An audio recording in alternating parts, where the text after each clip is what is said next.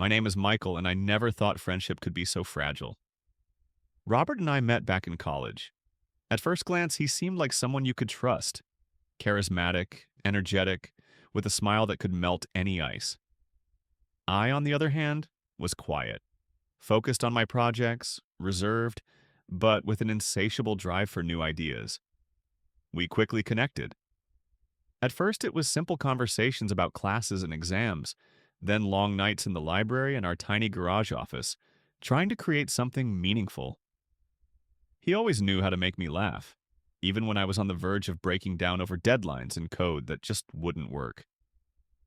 You know, Robert said one night, while we were hunched over our computers, surrounded by empty energy drink cans, we can't spend our whole lives just doing other people's work. One day, we have to make something of our own. I smiled, feeling that same spark in his eyes that burned in mine. Of course. But it has to be more than just a project. We have to do something that matters.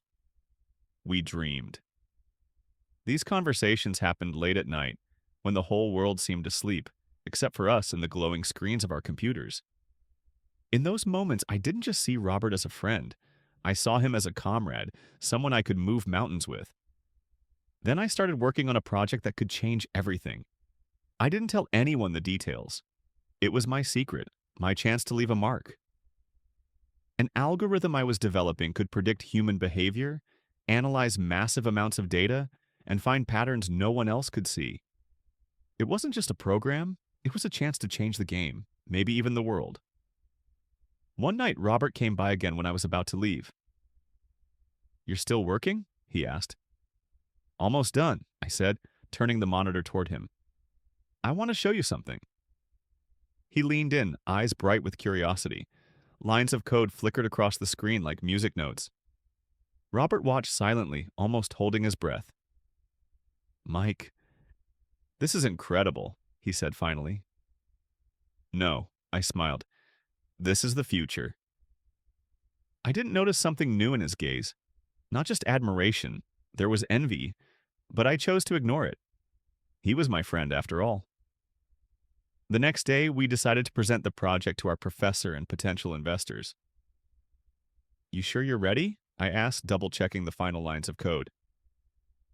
"We're a team," he said with a grin, "until the end." Presentation morning was nerve-wracking. The auditorium was packed with professors, students, and investors with cameras. I felt the tension, but I believed in what I had created. Robert went first. He spoke confidently, beautifully, as always. I waited for him to introduce me, to say, "And now Michael will show how it works." But he didn't. He spoke about me in the past tense, as if he had created it all, as if it was his idea. I sat gripping my notes with trembling hands. Every word hit me like a slap. My professor nodded, smiling, the audience applauded, and I just stared at the floor. After it was over, Robert approached me as if nothing had happened. "We did it," he said. "We?" I couldn't reply.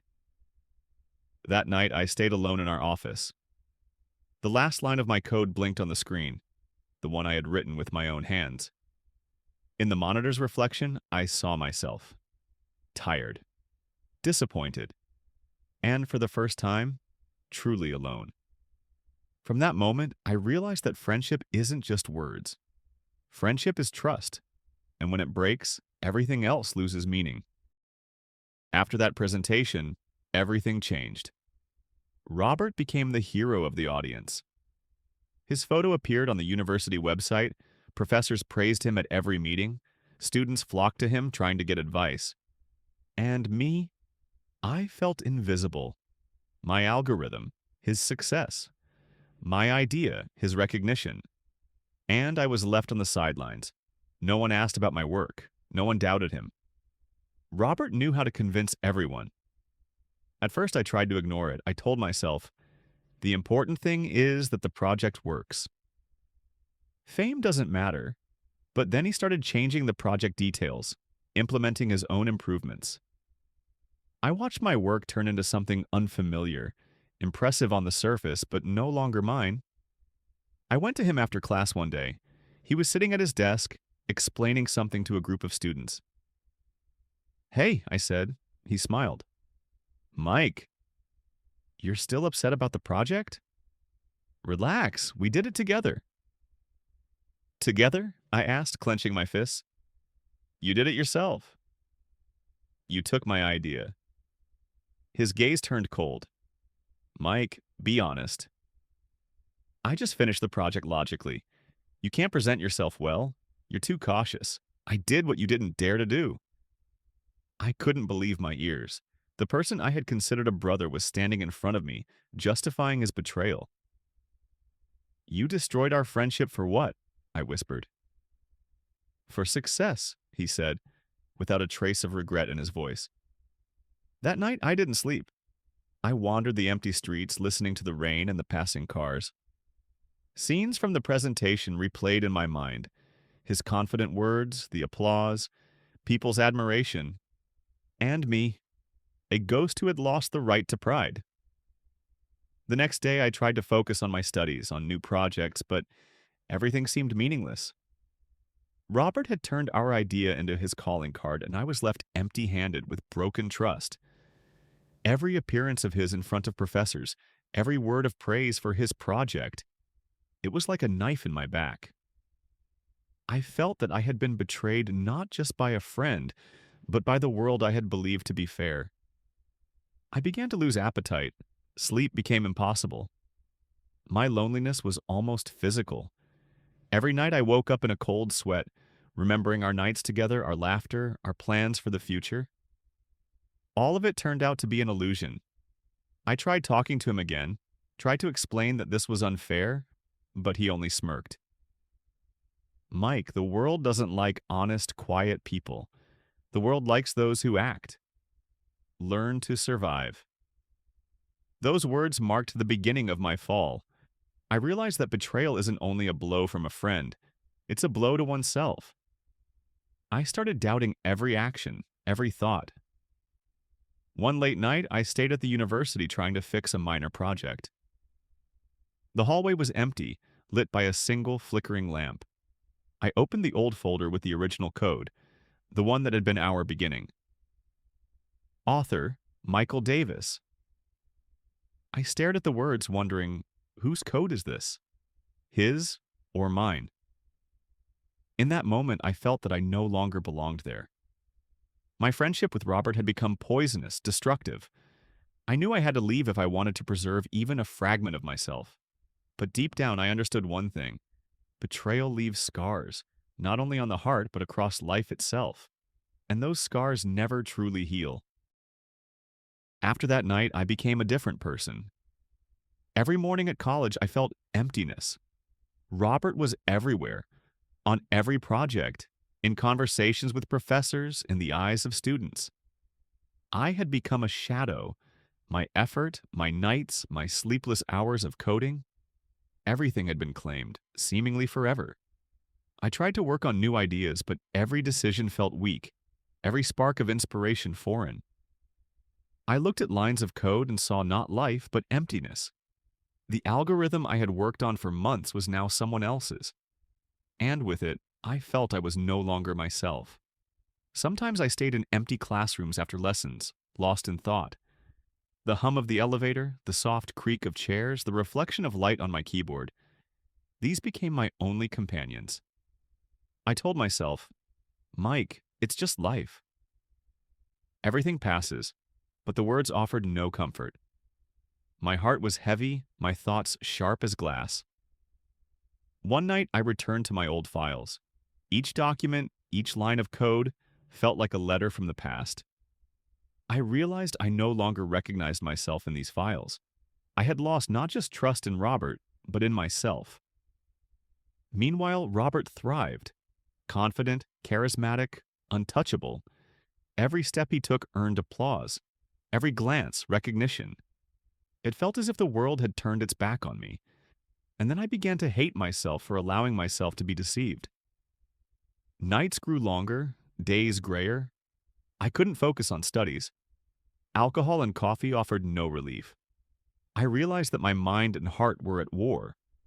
On one side, the desire to reclaim justice. On the other, the understanding that the world is cruel. I tried reaching out to friends, but no one understood. They saw Robert, successful, confident, happy, and me, quiet, upset, abandoned. They didn't know the truth.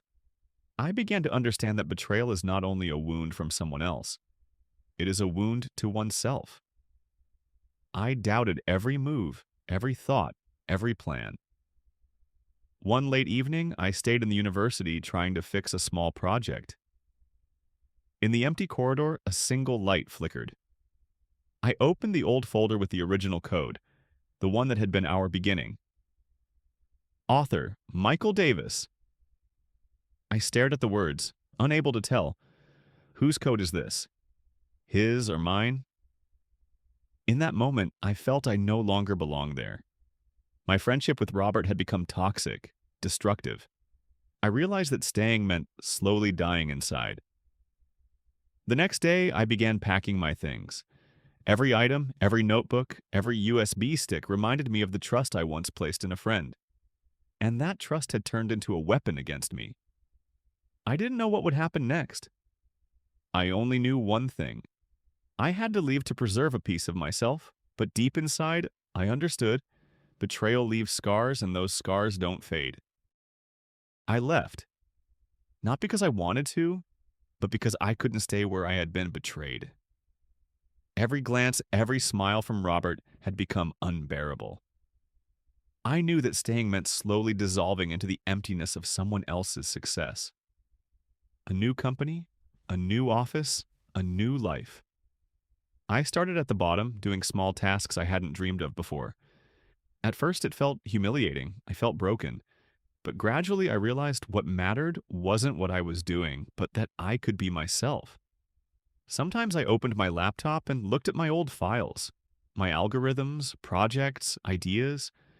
Robert used them in his presentations and achievements, but I now saw them differently. They weren't just lines of code. They were pieces of my soul. And now I knew. They stayed with me, even if the world claimed them as its own. I tried not to think about Robert, but whenever the TV showed interviews from university events, I saw him.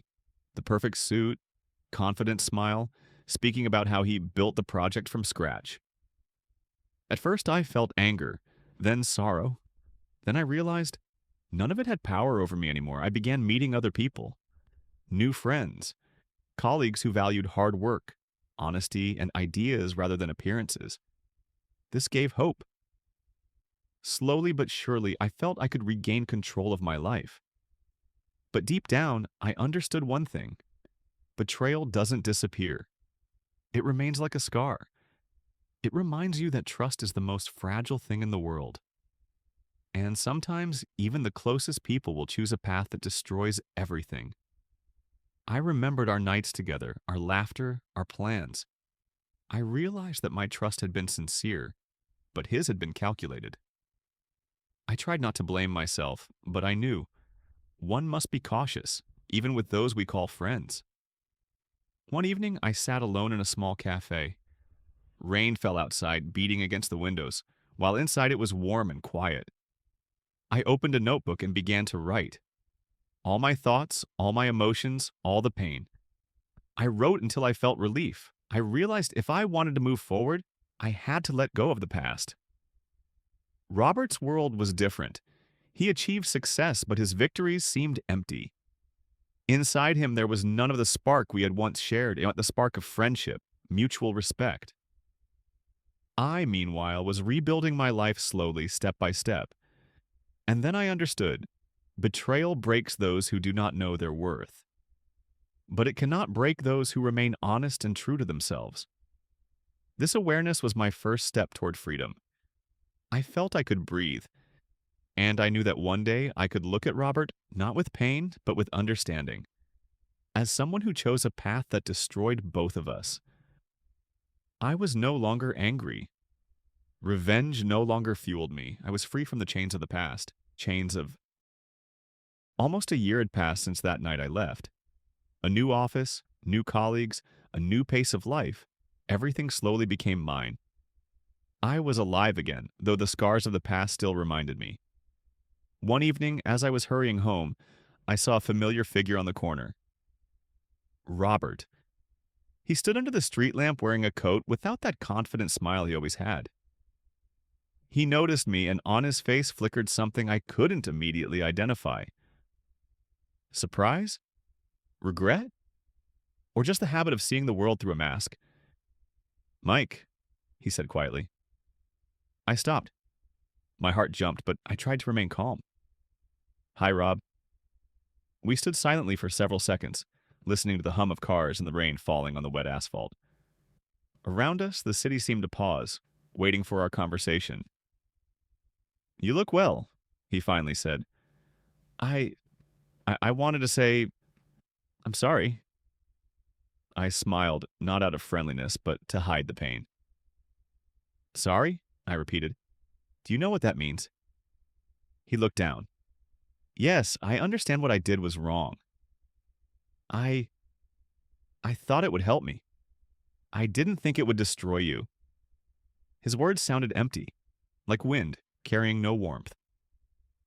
I looked at him and saw the same person who had stood at the presentation and taken my work, my friendship. And in that there was a strange relief. The truth was visible, the mask was gone. Robert, I said quietly, you know, betrayal doesn't break you immediately. It eats at you from the inside, slowly. It teaches you to trust less, fear more. But I realized one thing, it didn't break me completely. He nodded. I understand. And maybe it's too late, he said, but I want you to know, I'm learning from my mistakes. I sighed, looking at the rain. Learning is good, but consequences remain. Not for me, for you. We stood like that for a few minutes in silence. The rain washed the city grime, and the weight of the past hung between us, but I felt I could release some of the pain. I'm leaving, Robert, I finally said, and I hope that one day you understand that trust is worth more than any success. He nodded silently. I turned and walked into the night. The sound of cars, the rain, the streetlights, all of it was now part of my path. I was no longer angry. Revenge no longer fueled me. I was simply free from the past. And in that freedom, I felt that true strength is to remain yourself, even when the world turns against you. Another year passed after that reunion with Robert. Life went on, but I often remembered our nights, our laughter, our plans for the future, and the moment when trust shattered. I was working at a small company where my work was appreciated, where I was not just a worker, but someone whose opinion mattered. My heart was slowly healing, though the scar on my trust remained. I knew one thing: betrayal leaves a permanent mark. One evening, I received a call from a former professor. Mike, have you heard? Robert, he was in an accident. Serious one, I froze. Images of the person I once called a friend flashed in my mind, the one who betrayed me, the one who taught me the value of honesty and inner strength. I went to the hospital. His car was destroyed, but as the doctor said, he survived. He was half conscious, realizing the consequences of his actions. I sat beside him. He opened his eyes, saw me, and tried to smile. Mike, I'm sorry. I looked at him and realized words now meant nothing. What had been done could not be undone. But I also realized anger or revenge no longer mattered. I took a step back and said quietly, Robert, you taught me the most important lesson. Trust is worth more than any success. But the consequences of your actions are yours alone. He closed his eyes without protest, and in that moment, I felt I could finally let go of the past completely. Months later, Robert recovered, but the project he had proudly claimed gradually fell apart. Clients left, colleagues stopped trusting him. His success proved hollow, just like his mask of confidence. I continued my path. Slowly, step by step, I built a life with people I could trust. Every day I realized more clearly, betrayal breaks those who cannot value themselves, but it cannot break someone who stays honest and true. In the evenings, I often went out to the balcony and looked at the city lights. In millions of windows were millions of stories, millions of mistakes, millions of betrayals, and lessons learned. And I knew my lesson had been the most important. Trials make a person stronger, and honesty is the last fortress. And when night falls over the city and the wind whispers between the streets, I understand a person without trials is just a shadow. But the one who survives betrayal and preserves himself, that person is light. The moral is simple yet harsh. Betrayal destroys trust, but it should not destroy you. Value others, but value yourself even more. Because a person's strength is not in victories, but in the ability to remain human, even when the whole world is against him.